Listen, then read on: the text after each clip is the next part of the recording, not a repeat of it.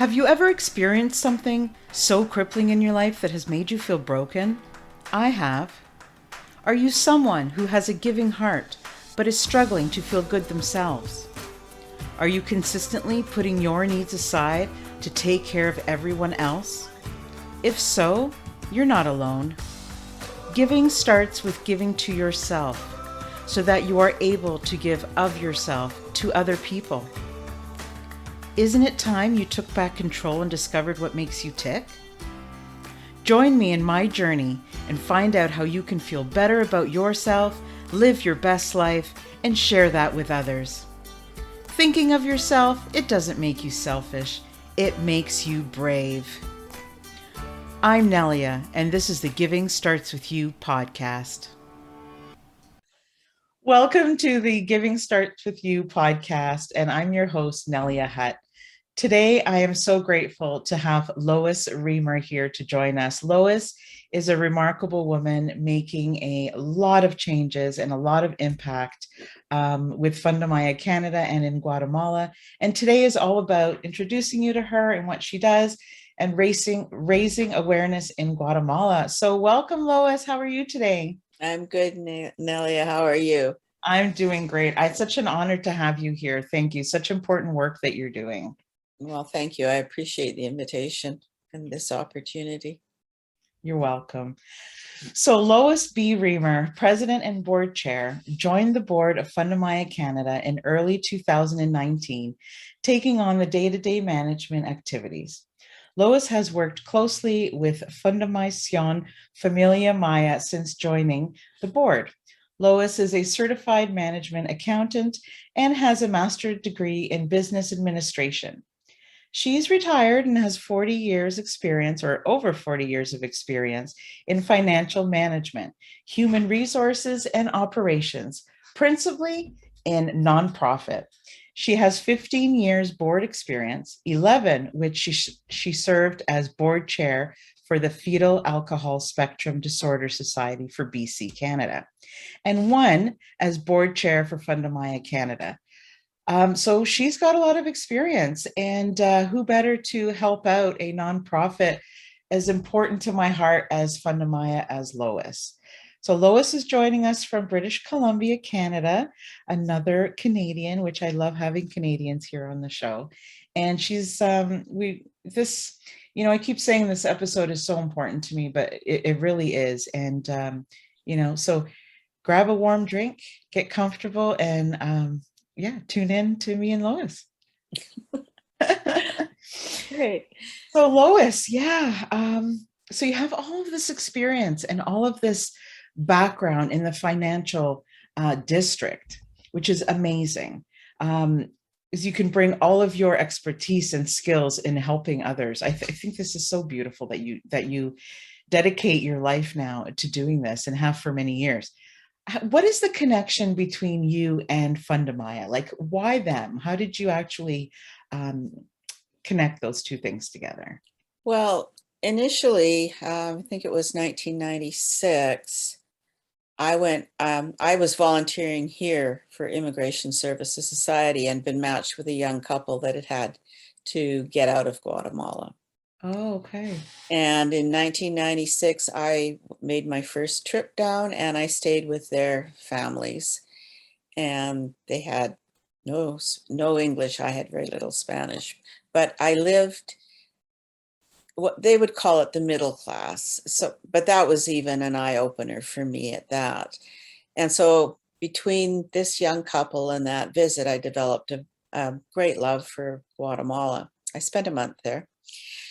And then when I retired, I was just fiddling around on the computer and came across, it was called Mind Families Canada at the time, and they were doing volunteer trips. So in 2015, I took my first trip down and we went to the homes of the people, as you know, and we distributed food. They came and went through clothing and shoes and everything else that we had bought.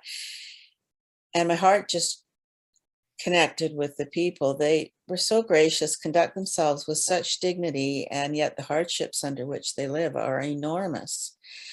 So I came back, went again in 2017, taking my granddaughter with me, and she fell in love with Guatemala, especially riding in the back of a pickup. That's so fun. So fun.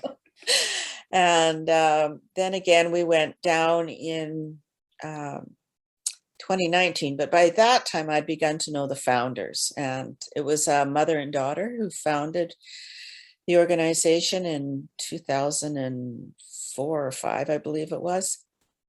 So I've been getting very close to them, and they knew my experience in accounting and everything else. And so when I went down in 2019, it was on my own. It was not a group trip. Oh, I went with my granddaughter, but otherwise it wasn't connected to the organization. And they had asked me to check out a few things because there had been some changes. So I got even more involved with the staff, who are just absolutely amazing. And when I came back, the founders asked me to go on the board, which I did. And then I started to just take on more of the day-to-day tasks, which weren't huge at the time. And then that fall, they contacted me and said, we're looking at retirement. We have grandchildren, and we would like to travel. So we're thinking of stepping back.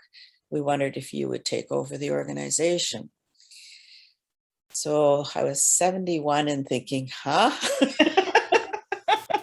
Doesn't she look Pardon me? 71? Oh my goodness. All that self-care. But I didn't, I was it sounded from what they had said, I was their one option, and otherwise there was the chance that they would just totally step away and it would close down. So after a few sleepless nights, I thought, okay, I can do this. And so I did, and been kind of stick handling it ever since.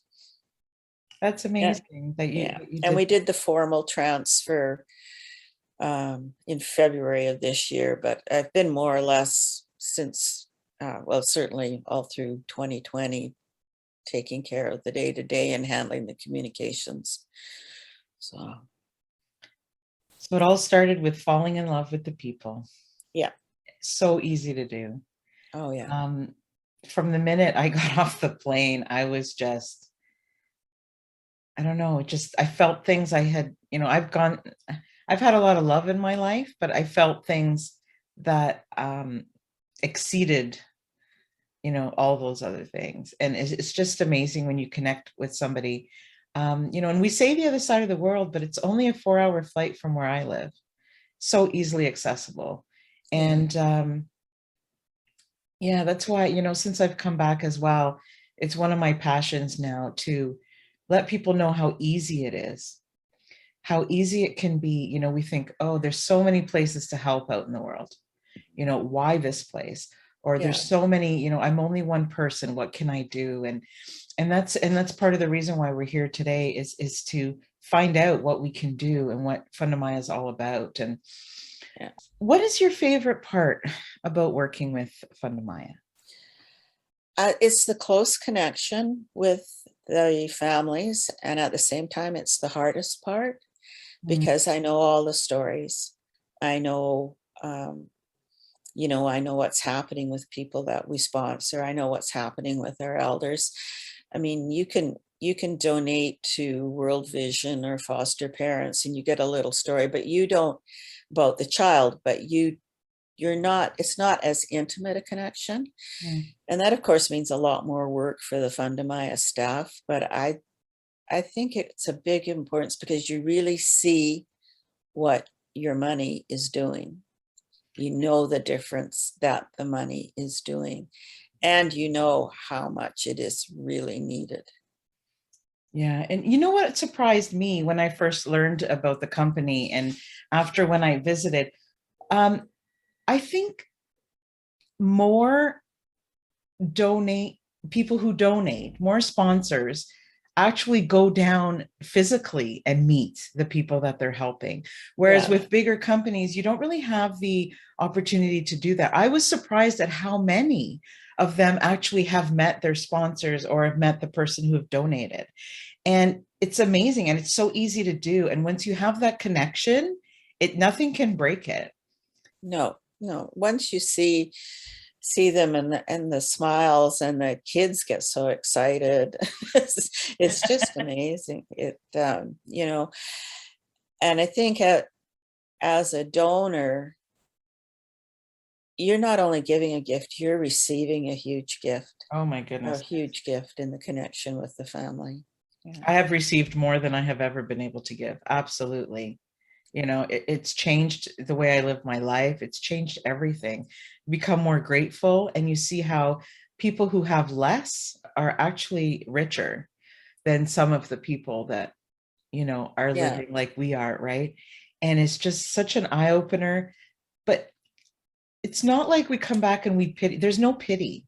There's no, you know, all they want, people have told me when I went down to visit, all they want is they don't want you to come in and take over and all these things. They want you to come and teach them skills so that they can do better for their family. They are hardworking. They're not looking for a handout. They're very respectful. They're very hardworking. I didn't see any bullying when I came down. The whole society is just beautiful, the way that they live together.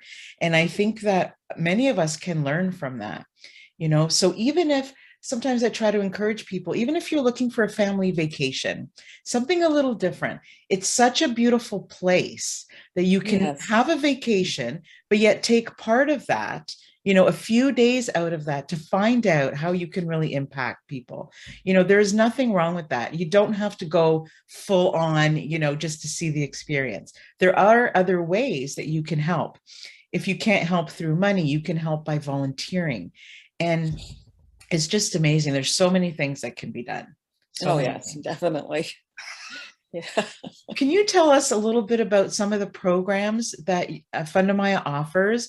And then maybe after that, we can talk about how our people's donations and their volunteer actually like makes those programs exist. Because I know it's run by volunteers.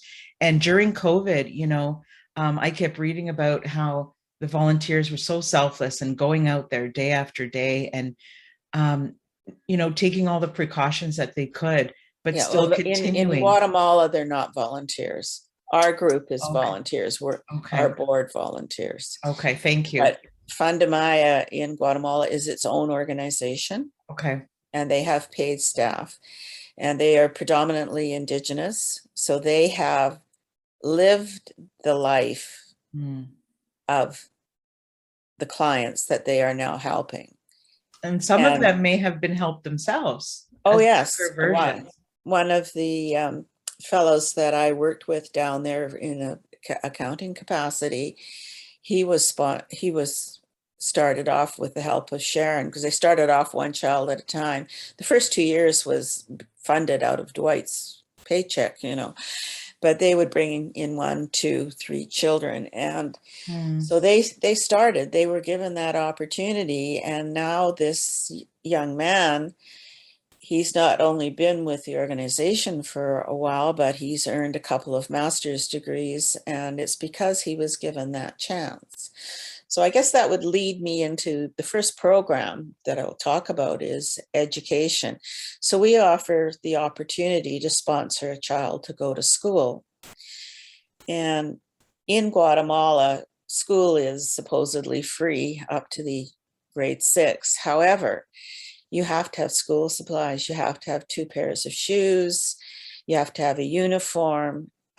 If you don't have those things and there's an inscription fee, then you don't go to school. And most families, I mean, if you're making $6 US a week, you're not sending your children to school. And the cycle of poverty will continue unless there's an education.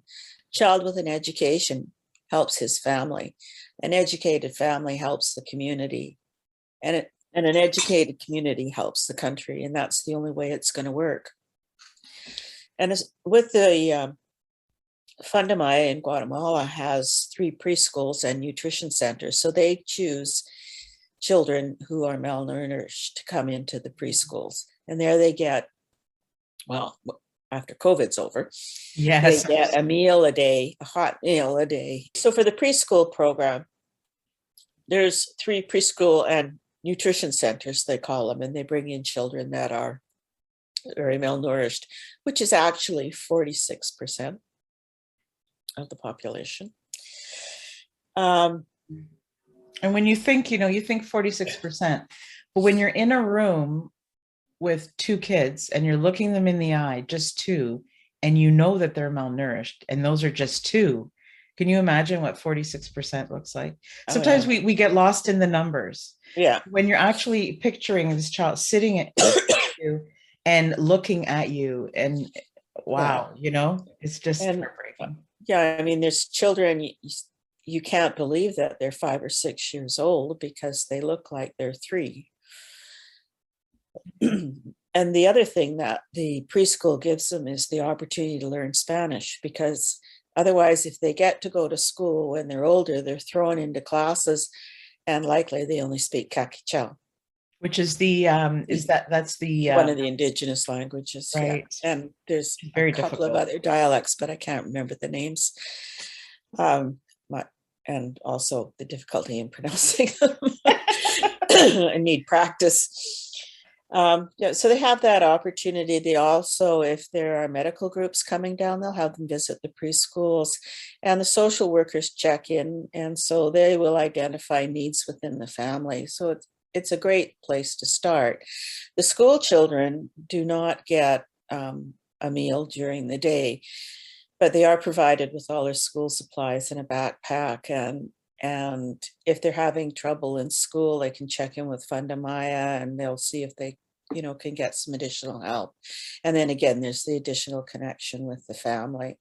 It goes up to the university level. We only have one in FundaMaya, through my FundaMaya Canada in university right now, but still it's like $1,500 or 16, yeah, anyway, $1,700 a year for university. Wow. I mean, in comparison to what you'd pay here, and this makes a difference to that young person's life. And their whole community, because then they don't just get that education and leave, like quite often here you go to school and then your children leave the house and they do all these things. Quite often these people will come back and start their own programs or work with the organization or, and then it's such a ripple effect how everything is connected. So have you seen children in the time, or have you heard about certain situations where people have gone from being malnourished and then getting a sponsor and being able to go through, the education system and just changing their life around? I'm sure you've heard numerous. Well, one of the original families with FundaMaya Canada, the young man who's at university right now, what started with them, he and his family.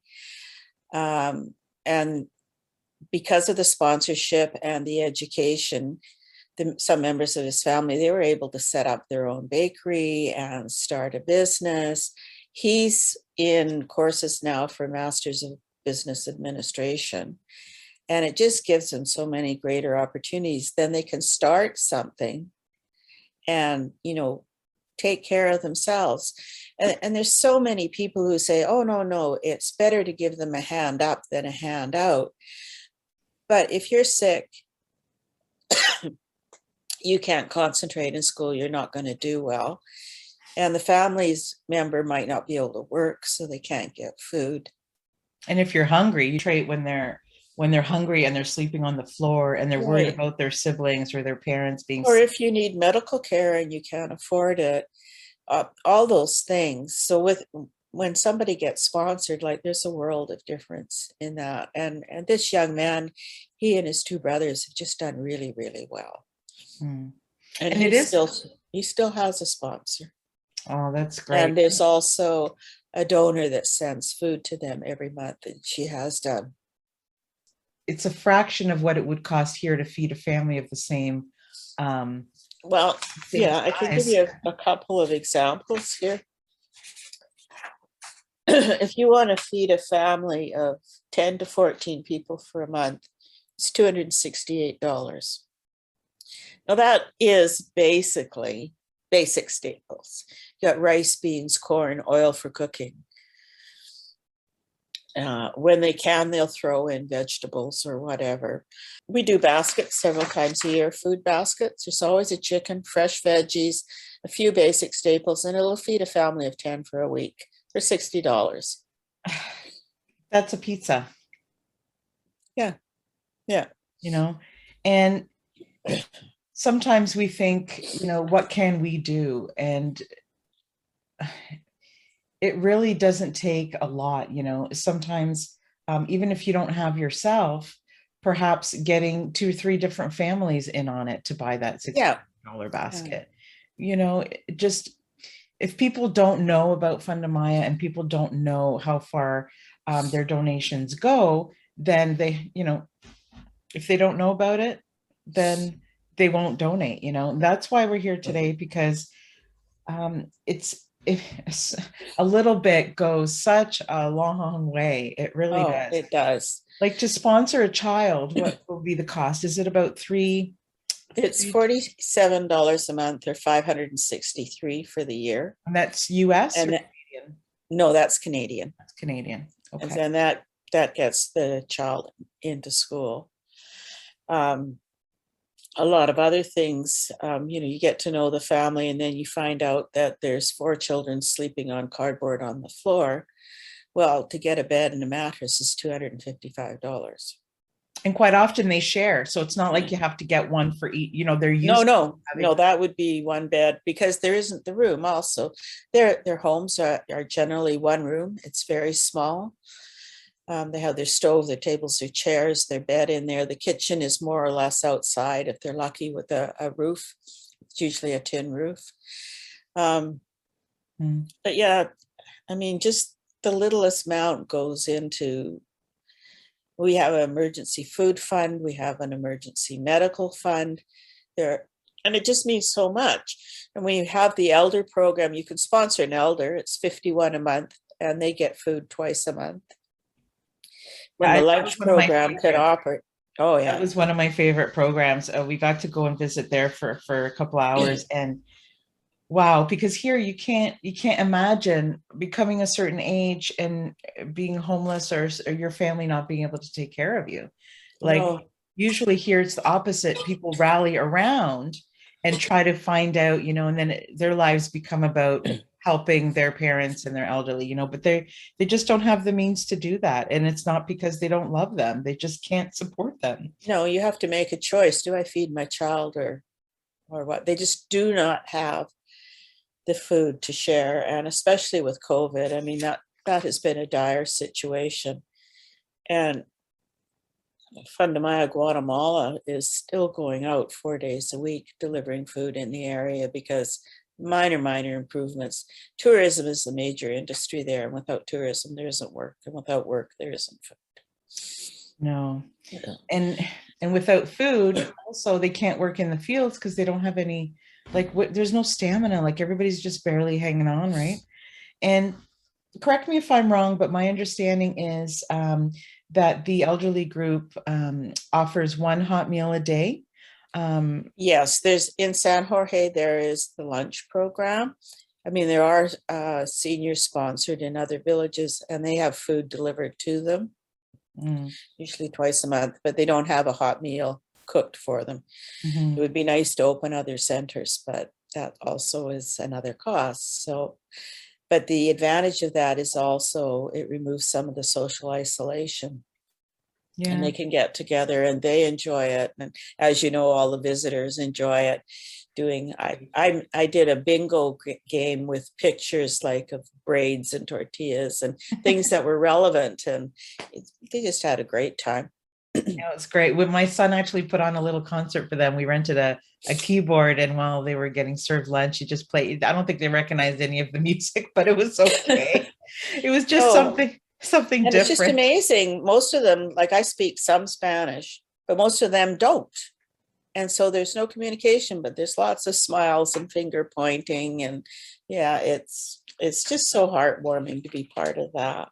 Yeah, and I understand that sometimes they will save some of their food to have on the weekends when FundaMaya is unable to deliver that, right?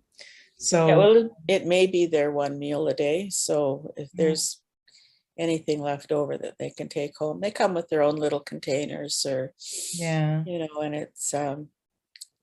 it's just a big help to them. Lois, one thing I don't know a lot about, but I understand exists through FundaMaya is the loan program, like microloans for women who. Yeah, FundaMaya Canada does not have that in our Okay. charter. We tried and we were told it was not a charitable activity. And but I'm looking into that because I found 2 other Canadian organizations that do it, and Yeah. it's more on, so, but they do have a microloan program, and it's so beneficial.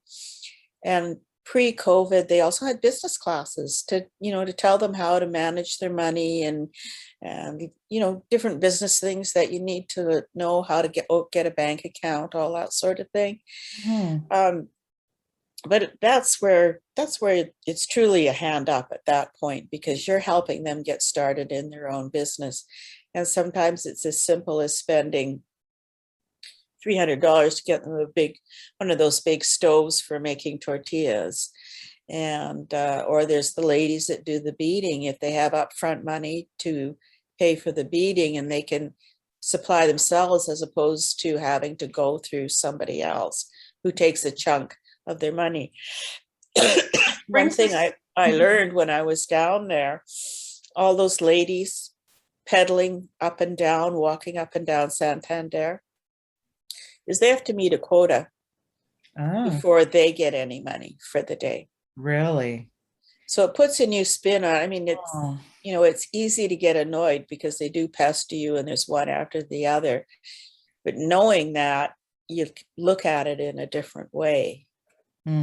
But I think that's the same anywhere. Like if I go on vacation to Cancun or do something, Yeah, people do that yeah, there too, yeah, or any of those countries. But like that is one thing my son noticed when they were down there. He's like, Mom, they can be a little bit aggressive, but they're yeah. smiling while they're being aggressive. So they don't Oh really yeah. want to be. But he's like, but that's how they live and that's how they make money. And knowing what I didn't know what you had just said right now. So knowing that, it's like, wow, you almost just want to give them a donation rather than necessarily, you know, like the products that they have are beautiful. Yeah. And I was given a couple as gifts, and I felt bad taking them in a way because I know how much work goes into creating them, right? But as a form of respect, you accept it, right? But I just Yeah. sort of want to give something back. And for that reason, out of respect, you don't just give them money as well, because there has to be a sense of value. Yes. Yeah. But they That do brings, have, go ahead. sorry, they have sewing classes. They teach the women to sew, and that gives them an opportunity. And they use, if there are machines available, there's a few people that send machines down, then they leave with a sewing machine. Of course, then they have to have electricity. So that brings me to, for those people who can't perhaps help with donations, maybe they can get people together and create their own volunteer experience, right? Like if people can't, if they can manage to get there, Yeah. but they can't necessarily, you know, um, continue to sponsor somebody every month, for example, what are some of the things that they could come and do? Like, can they come and help build? Can they come and help volunteer and bring food? Or, even with these microloans, can they help to teach some of these skills? Like, what do you guys allow people to come and help with? Well, with FundaMaya Canada doesn't get involved in the volunteer side of that, Okay. but they can certainly connect with the volunteer coordinator at fundamaya.org Yes. and ask what opportunities there are. Usually when groups come down, they come down with some funds in order to do any construction, because there just usually isn't the money up front to put into that. Um, when we went down as a coordinated group, everybody who went down signed on, bought 2 stoves. That was part of Beautiful. your commitment for going on the That's trip. great. And you're paying all your old expenses too, as well, which I've had some people say, what? But but you I can mean, fundraise as that. an organization, we can't do it. No, So, no. but if you commit to 2 stoves, then you go to 2 homes and you help construct those stoves. Oh, I love that. And, and you can see when you go into those homes, the difference you're making just by that stove. There's a high incidence of respiratory illness amongst children when there's the fires on the floor, plus the dangers of burns. Mhm. The time that it takes to collect firewood, it's diminished because these stoves are ecological. It take a little amount, but that's another thing that you can do, and that gives you a connection too with families. Yeah, because you're there for a while. You're not just there for 5 minutes, you're Yeah, actually like putting in the and work and yeah, there's all kinds of different things that they can find, especially, if you go down and you say, well, this is what I'm skilled at, how can I help? Then I'm Mhm. sure they will find something That's that you can beautiful. do once you're down there. Yeah, and that's what we did too. I couldn't really afford to go, so I raised money, and that's what helped us get down there. And I just it's such a beautiful thing. And I find with FundaMaya, the moment that somebody donates, because I've seen the process when I was in a very short time that I was able to visit. Um, from the moment the donation comes in to when it actually impacts the family, it's a matter of days. Like it's just, I think somebody donated some food and then all it took was, okay, we've got this donation. They went out to buy the food, deliver the food. It wasn't, it was so quick. So I know that there have been some emergency families who have needed the emergency food, and it's brought like they find a way. They Yeah. find a way to get in there, even with the restrictions of COVID. I understand that through COVID, sometimes they needed to bring like a government official into the town because of the social isolation and just trying to get in there, because everybody was forced to, everything was shut down. And they still were able to continue for the most part. And so I want people to know that it doesn't sit somewhere. It, No, the there's no need is so time great. for it to sit. No, the need is so great. It's almost like, if you could just get it in your hands, it's like it's already out the door. People are coming, it's bustling, people are coming, they're going. It's just, and that's what really touched my heart because I could see instantly how the people that work there were very intentional on making things happen quickly, Yeah. to help the families as much as possible. It doesn't go through all this red tape. It doesn't go through, which makes me more secure and more assured that my money goes to where it needs to go, which is Oh, great as a donor. Like that's so important. yeah, it definitely does. And anything that comes through FundaMaya Canada, I notify Guatemala instantly. I've received I this know you do. donation. This is what it's for. And very shortly, I will get pictures back of that donation for whatever purpose that it's been delivered. And then that's gone back to the donor so that they can see that this has happened. Of course, if there's a lot of volume, I don't always get the chance to do it But a lot of as volume quickly is a as good thing. possible. But That's a good donors thing. have, they, if they're sponsoring a child, they have an invitation to SmugMug, and in SmugMug, they can see the pictures for themselves if I don't send them out.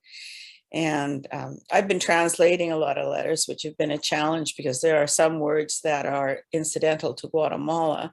And I look them up in a Spanish dictionary and I think big dark hole, what are they talking about? And it's something totally different. In Mm. fact, the funny one was I looked it up and it was a military something. And I thought, why would a woman be working with military? And it was actually a word for a small bead. She did beadwork. Oh, So I love that they write letters. They're so grateful. Like they love letters. And, even something so simple like we take for granted, like a birthday cake. yeah. So many children don't have a birthday cake. And, I heard of one story where this one little girl, I think she was 8, and it was the first birthday cake that she had received. And she, wow. Right. So even something just to make somebody feel special. I know that we all have our mental health issues, and I don't know of anybody who doesn't want to feel loved, who doesn't need to feel that they're important, and how much it affects the way that they live, and how much it affects how much energy they have and how they feel about themselves and all those things. So although a birthday cake doesn't feed the family, it's still so special, or a gift, because it just makes the person feel like, hey, somebody knows I'm here. And Right. for a child, it's like, oh, I can't imagine. Like, how bad do we feel if we can't give our children all the things they ask for? And just to have, it's so true. And just to have that one thing, I know as a child that would have meant everything to me if it's not something that I have. So just to help with their joy and their mental health, I think it's so important too. Just Oh, make it is. And they get so excited because they get in to go and look at the cupboard and, make their choice Oh, as to yes, they their get to gift. pick, right? So Yeah. you send money down for their birthday and they get to choose their own gift. Is that right? Yeah. And if they're older, because it's mostly, Little. younger children, but like some of the young ladies, they'll have a selection of sandals for them. Like they'll ask them, do you want a sandals or a sweater? And so they'll have a selection for them to choose from. And I've seen a few of the guys choosing these hoodies and, they just look so, Because it's so different from what they typically wear, right? yeah. That's cool. So it's in style for them. Oh But yeah. even And some of even, well, for the mothers, I've had people give gifts to the mothers, and it may be a new apron, and it's something, and it's just, wow, somebody cares about me. yeah, it doesn't have to be, $1,000 spa day. Like No. it's, and God knows they could use that, but you know what I mean? They work so hard, those women. Oh my God, they're so strong. I see them carrying all of these and never blink an eye. Like it's just part of what they do, Yeah. and it's just expected and it's just their culture and it's just a normal thing for them day to day. But I have seen pictures of those girls receiving sandals and they're just kind of like they stand a little taller and you know what Yeah. I mean? And it's just so it's so much, there's so many elements when you give. It's not just the necessities, which are of course you need food, you need those staples, you need a bed. Like you guys have had instances where elderly people or people who are suffering from cancer and other things or terminal with diseases that are sleeping on the floor. Yeah. So even just providing a bed, I think that's one of the most humane things that you can do at end of life, to just provide a bed for somebody who their body is aching and they're already in so much pain. It's such a kind thing to do. So there were all those emergency necessities, but then again there is the part of like the birthday cake and just making Yeah. people feel there's so many elements to it. Like we could just talk so much about this. I know. I love it so much. Yeah. And then there's the immediate needs versus the you know let's teach these women a skill. Let's teach them, because the kids are working in the fields, right? Like everybody is working. Oh yeah. I mean, we have one young man, he to get up at 4, go work in the fields, go to school, go back to the fields. I mean, These the are the kids. children work as hard as the parents do in many cases. These are And a kids. lot of children, especially with COVID, we've had several of our students have to step out of school to work. Mm. And it's sad, but we're just all hoping that things will change soon.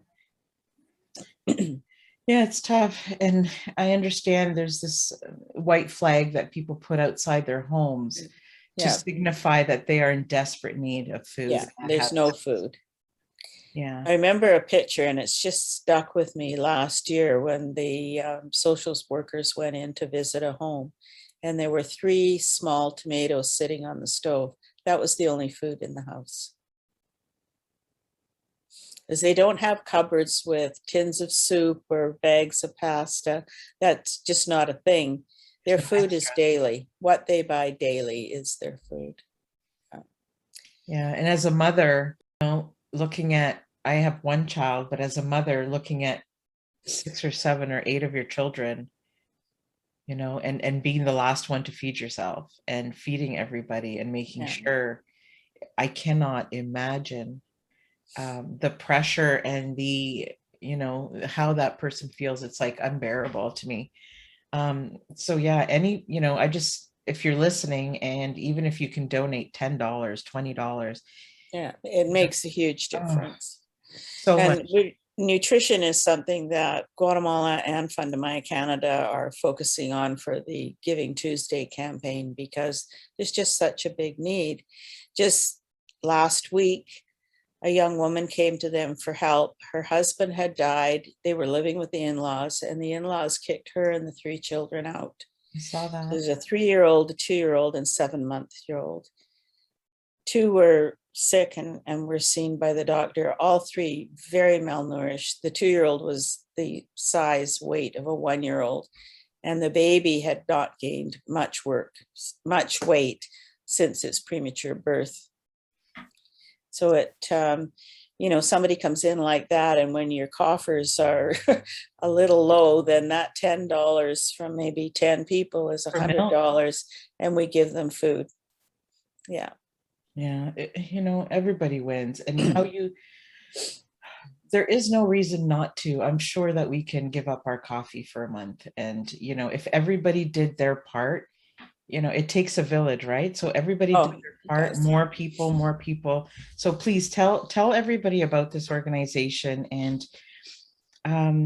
yeah, I've been trying to talk about it as much as possible. And I now have 10 people who I've had guests on my show who want to come the next time I come.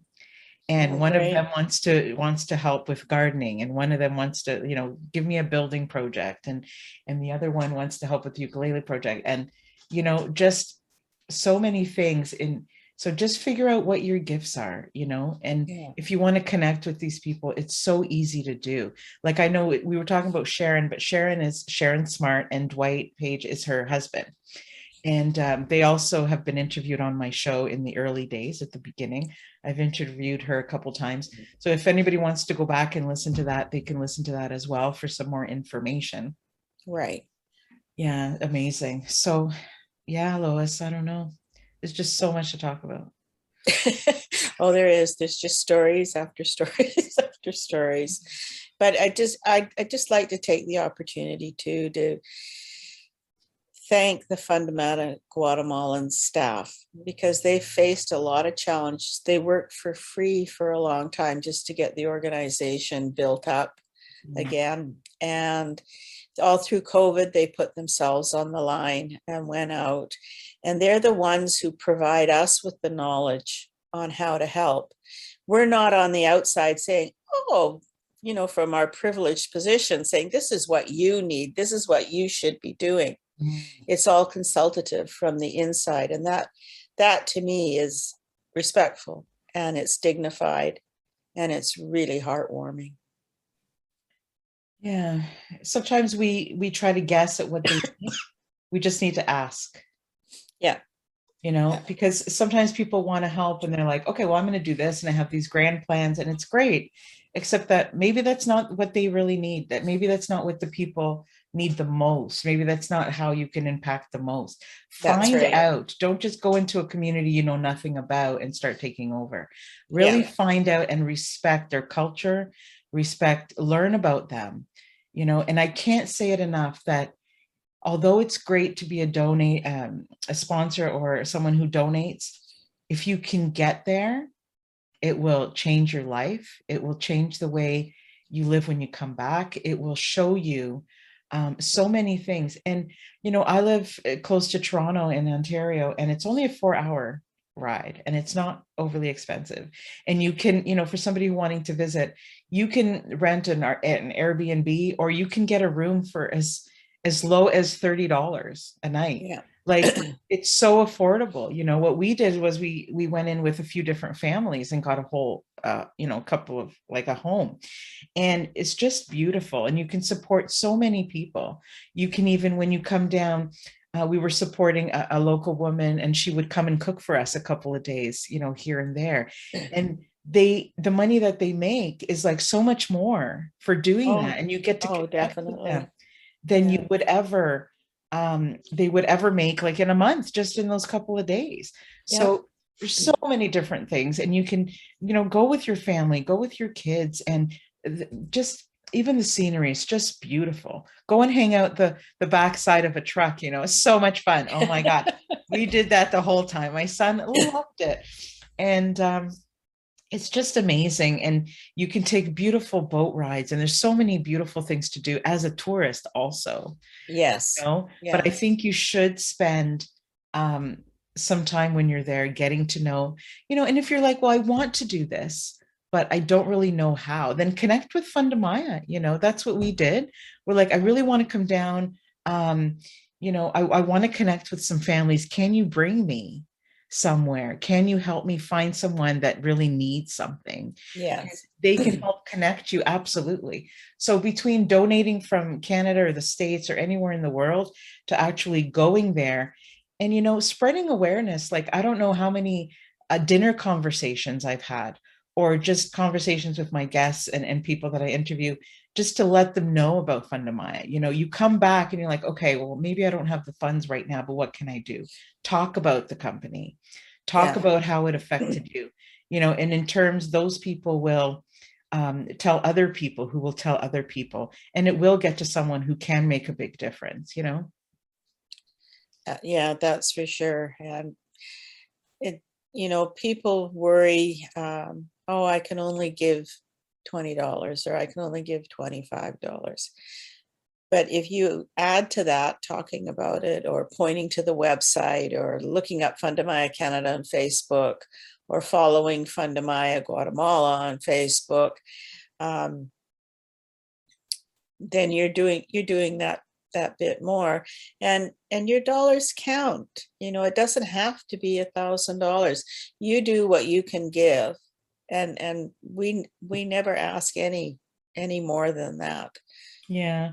And you know what we did at work, because one of us could not afford individually to sponsor a child, we came together, and what we did was we're like, well, we don't really need to do Christmas Santa. What do we need? We all have everything that we need. Why don't we instead, because a couple of us at my work had been down to Guatemala, um, why instead do we not sponsor a child? So that's what we're hoping to do every year.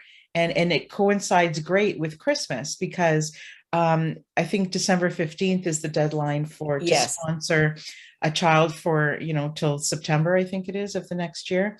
And like you said, it gives them the supplies, it gives them shoes, a backpack. Sometimes I know with our child that we sponsor, it also gave them like a tablet they could work on Right. during COVID and all of these things, which helps them for the future too, to become computer. I know you guys have computer classes and all these things to help the new generation. So even if it takes, 5 of you or 10 of you to come together and make that happen for one child, it's amazing. And when you see, hey, my $20, when you go on the website, or my $50 or $65 can actually give them this, and you get, sometimes you can get a photo.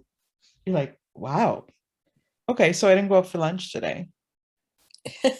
You know what I mean? Here are 8 Yeah. people who have been able to eat chicken, rice, corn. Like, it's just, I can't imagine. Like, sometimes we go 2 hours without eating. We're like, oh, I'm so hungry. I remember going to one of the preschools and a couple of the little kids coming up to us and saying, we're hungry, and rubbing their tummies. And it broke my heart, Yeah. and it's just, I don't know. I don't know what to say. Life is so much more than just about us.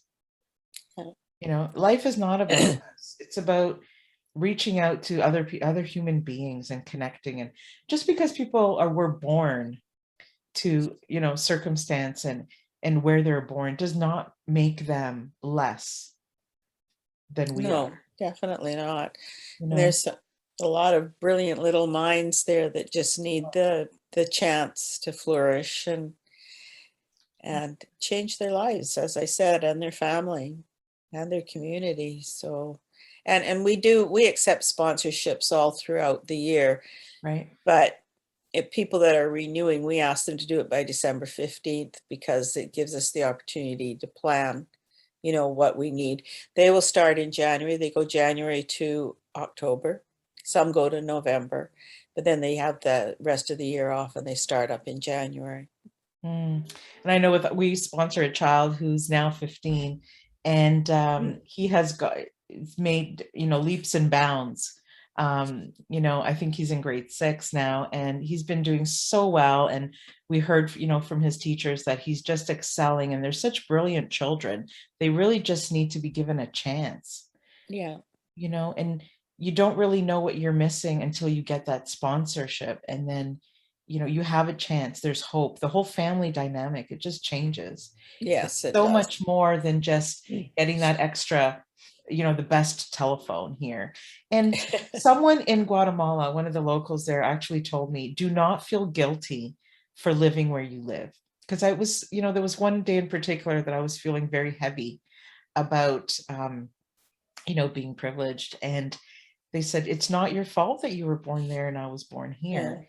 And be grateful. That's all we ask. Be grateful. Don't feel guilty about it, but do have people come from your country and teach us skills. Do Yes. have people, if you have that education, use it for good. And it really did, take that heaviness away, and didn't feel like, yeah, I'm not taking things away from them just because I lived in Canada. So I don't want us to feel guilty about it or pity them, but I really do want us to do more than just forget people that are on the other side of the world, because it's just distance, and the world is actually getting smaller, and it's Right. easier to get, and I think personally, I think the biggest impact is when I actually went there. But yeah, anyway. Thank you, Lois, for everything that you are doing. Oh my goodness. Oh, And for thank saying you, yes, Millie. for saying yes that day, after a few sleepless nights. And I think that's beautiful. Is there anything that you want to tell us that we didn't actually get a chance to talk about today? Well, I think we went the programs that we have.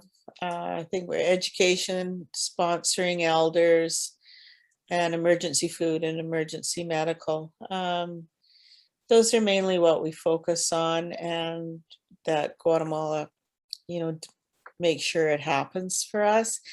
I think I'd like donors to feel totally comfortable that they're the majority of their dollars. Of course, Guatemala has paid staff, so a certain portion has to go towards that. But where else do you get a bed for $255 and And a when you bed say and bed, it's mattress? like a mattress and Yeah, and the woodwork on the bed is beautiful. Their wardrobes range between 200 and 400, depending on the size, and they're beautiful as well. And most of these families don't have, and their clothes are in cardboard box if they're lucky enough to have extra clothes. And Mhm. um, it just, like I say, every little bit helps, and it's just really heartwarming when somebody can come in and they've got untreated diabetes, and so they're at risk for blindness or stroke or nerve damage, and too. you can send them to the doctor. And so if you contributed $10 towards that doctor's visit, feel good because you've made that happen. And we couldn't do it without our donors. Mhm. It's just so very important. And I always just tell somebody, they say, well, why should I pick Guatemala? And I'll say, well, why not? But pick any country, pick any place. And just on a holiday recently, I was challenged, well, why not in Canada? Why don't you do your work in Canada? Well, because there's food banks and there's welfare, and there's a lot of places here that will give people here help. In Guatemala, there isn't. Mm. We did we did go to we were invited to a home, um, and they had 3 refrigerators, and they were all broken, and they were used as a place to store their clothes. So when you said that, it's absolutely, and their fridges are not like ours. They're thinner, they're taller, so they're not very Yeah. big. Um, but when you have to store your clothes in there, just because it's got a door, and like yeah, it's a real eye opener. It is. I can remember the very first, even in 1996, when I first went down. I mean, I educated. I read a lot, and you read about poverty, but Mm. it's not the same as being there and sitting in the middle of the room with poverty. It's totally different feeling. And like you say, it changes you. You go home, and I used to be terrible for buying books. Like, yeah, I won't even say how many a week. And now I know, okay, I can get it online through the library. Like, you just don't spend money the same way once you've experienced that. Yeah, and take the money that you were going to buy the book, still get the book for yourself Yeah. through the library, and send that. Yeah. Don't wait till you have, $1,000 to send. Send every little bit counts. You can do it through the website. I also want people to be invited to the Facebook group um, that we can also put here in the notes if anybody wants to see how how the money is being spent, and if you want to see individual stories and how people are impacting and get to meet some of the people there. Yeah. The the Guatemalan FundaMaya Facebook page has a lot more, more individual stories than FundaMaya Canada. And the Amigos de FundaMaya is another page that has specific stories, but that is a closed group to protect the family. So you have to be a donor or a sponsor to access that group, because you have to be careful of the information that's shared. Yes, And of just course. also for the people in the community. I mean, I don't like to say it, it's dangerous for them, but if a family appears really well off and there's somebody who's starving and they have tortillas and salt as their meal and not necessarily 3 times a day, then there is a desperation, Of course. and it can make other families vulnerable. So that group is closed, but once you are a sponsor or a regular donor, then you are granted access to it. Yeah, which is beautiful. And just to give people also an idea, sometimes when there are no tortillas, I know of one particular family who will go out, and I think this is quite common, that sometimes the moms will go out into the fields and get some herbs and things and Yeah. boil water and just use the herbs to flavor the water so that they can give them soup. Yeah. So sometimes it can be that dire. Yeah. Yeah. So, thank you. And wow, if you're feeling down and you're listening to this podcast, like, I had many years where I was feeling, depressed, and the only thing that helped me was to reach out to other people and put the focus on, away from yourself. Sometimes when you're depressed and you're anxious, it's very easy to just see what your pain and to feel that. But I found that one of the number one ways for me personally to get out of that was to do for other people. So please know that it will help you as well if you are in need of some of that extra love, or it also helps to end loneliness. Sometimes, even though we're surrounded with people, we can feel lonely. And when you belong to something bigger than yourself, it can end that loneliness, even if you never, ever really meet the people that you're helping. It really does make you feel a part of something bigger than just your own life, right? So I just want you guys to keep that in mind. And yeah, if you want to reach out to Lois or you want to reach out to me, you can email me at info@travellivegive.com, and I will put all the links where you can, you can connect with FundaMaya Canada or FundaMaya in the US and in Guatemala. And yeah, Christmas is coming, and let's give people, something to eat for Christmas. And yeah, maybe do one less Amazon shop this year. Yeah. Thank you so much, Nelia. Yeah, it really makes a difference, and we appreciate it, and it's good for the heart. Yes. And thank you for all your volunteer hours and your hard work. And I know it's more than just work to you. It's so much more than that, especially when you're giving your own time. And I appreciate everything that you're doing. And you're always right there to answer all my questions. I send Lois tons of messages, and I'm trying to keep, abreast of everything. And yeah. And if anybody wants to start their own little fundraiser to help out FundaMaya, contact Lois Reimer or Sharon Smart and listen to that other episode as well. Okay, thank you, Nelia. Thank you. We'll be in touch soon, I'm sure. Okay. Thank you so Yeah, much. sorry about the coughing. That's okay. It happens when, when I'm getting you to talk so much. Of course, it's going to, no Yeah. problem. Okay. Have a good day, Doc. Thank you for tuning in to this week's episode. If you enjoyed what you heard, please subscribe or leave a review. See you next week on the Giving Starts With You podcast.